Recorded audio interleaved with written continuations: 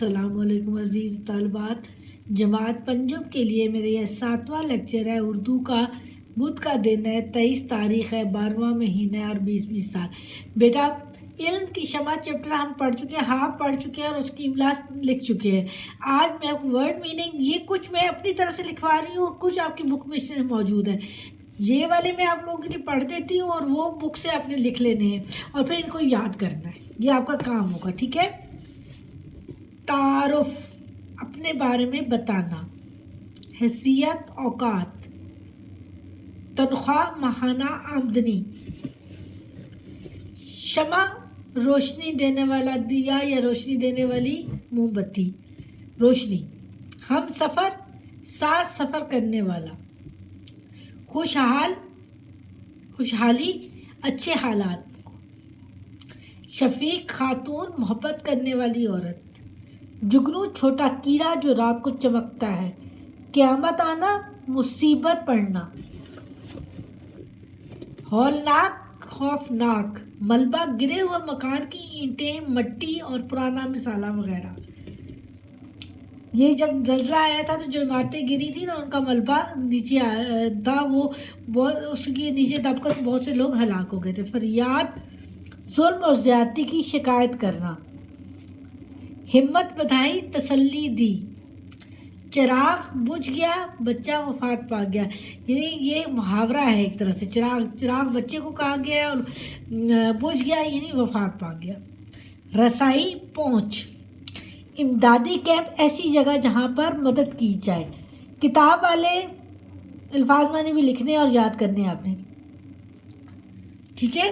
کتاب والے الفاظ معنی اس لیے نہیں لکھا کیونکہ وہ اوپر لکھا ہوا ہے الفاظ معنی۔ کتاب والے لکھنے ہیں اور یاد کرنے ہیں، یہ بھی یاد کرنے اور لکھنے ہیں، ٹھیک ہے؟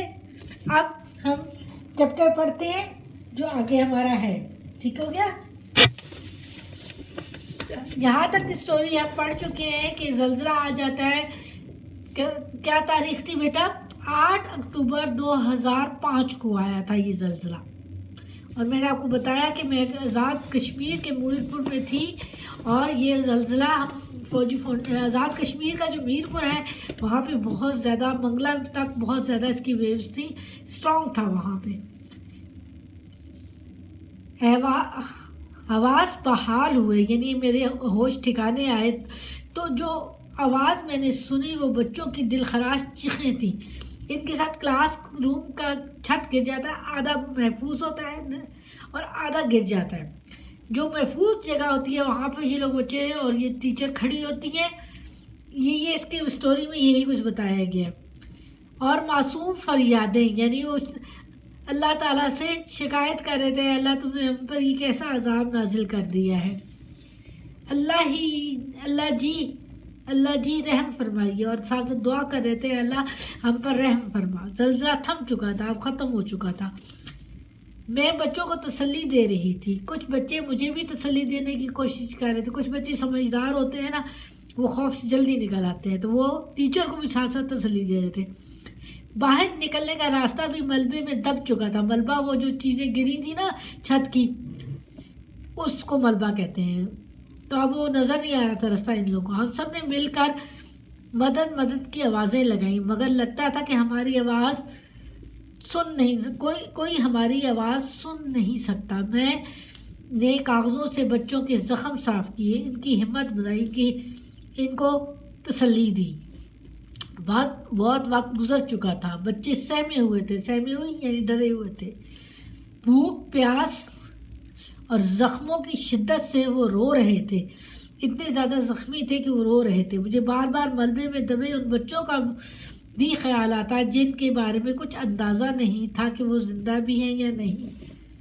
پھر اندھیرے میں ایک اور چراغ بجھ گیا، اندھیرا تھا کیونکہ راستہ نہیں مل رہا تھا ان لوگوں۔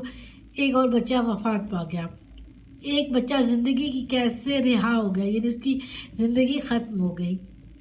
پھر دوسرا، پھر تیسرا، اس طرح 6 بچے جان کی بازیاں۔ جو بچے زخمی ہوئے ان کے ساتھ کھڑے تھے نا، ان میں سے بھی 6 بچوں نے انتقال، باہر بھی سیف جگہ پہ بھی انتقال ہو گیا ان کا، وہ زخمی تھے نا زیادہ، اور مدد ابھی تک نہیں آئی تھی۔ 2 دن گزر چکے تھے، اب کلاس میں صرف 5 بچے زندہ تھے اور میں۔ ان معصوم 5 دن گزر گئے اس ملبے میں دبے ہوئے ان لوگوں کو. میں ان معصوموں کو سمیٹے یعنی ان کو اپنے ساتھ لگائے، ان کی تسلی دے رہی ہیں، دعائیں کر رہی تھی، بیٹھی سمیٹے بیٹھی تھی، ان کا خیال کر رہی تھی اور دعائیں کر رہی تھی. ہمارا اسکول ایک بہت دور دراز مقام پر تھا جہاں تک رسائی، یہاں تک پہنچ مشکل تھی، بہت دور تھا اور وہاں پہ کم آبادی ہوگی تو یقیناً ابھی تک ان کی مدد کے لیے کوئی نہیں آیا تھا. مجھے بار بار بابا اور ماں کا خیال آتا، اپنے چھوٹے بہن بھائی یاد آتے. میں چیخنا چاہتی تھی مگر حلق سے آواز نہ نکلتی، حلق یعنی گلے سے آواز ہی نہ نکلتی. اتنے ڈرائی ہو گیا تھا، یعنی 5 دن سے اگر کوئی ملبے کے نیچے دبا ہو تو نیم جان ہو جاتا ہے نا. وہ زندگی اور موت کے درمیان میں اس کے تھوڑا ہی ٹائم ہوتا ہے. اللہ تعالیٰ نے بچانے والا ہی ذات تو وہ ہے نا. رونا چاہتی تھی مگر آنسو نہ آتے تھے. میں چپ چاپ بچوں کو تھپکائے جاتی تھی، بچوں کو دلاسے دیتی تھی، بہلاتی تھی. پھر مجھے بھی بے ہوشی نے تھپک تھپک کر سلا دی، یعنی وہ بے ہوش ہو گئی. زخمی تو یہ بھی تھی نا، بہت سے بچے بھی زخمی تھے جن میں جو وفات پا گیا، اور کچھ 4-5 بچے جنہوں نے بتایا جو زندہ تھے ان کے ساتھ. ہوش آیا تو کسی امدادی کیمپ میں تھی. اللہ تعالیٰ نے مدد بھیج دی اور امدادی کیمپ تک پہنچا دیا جہاں پہ لوگوں کی مدد کی جاتی ہے. کسی مشکل میں ہو نا تو میری کیمپس لگا لیے جاتے ہیں تاکہ لوگوں کی مدد کی جا سکے. میں جلدی سے اٹھ کر بھاگی مگر چکرا کر گر پڑی. کمزور ہو گئے تھے نا 5 دن بھوکے رہنے کی وجہ سے. چند دن بعد احوال بحال ہوئے تھے، یعنی ہوش ٹھکانے پتہ چلا ماں باپ بہن بھائی سب کو زلزلے نے نگل لیا، یعنی ان کی زندگی ختم ہو گئی ہے. زلزلے میں نگل لیا ہے، یہ ایک طرح کا محاورہ ہے اور اس کا مطلب ہوتا ہے زندگی ختم ہو گئی ہے.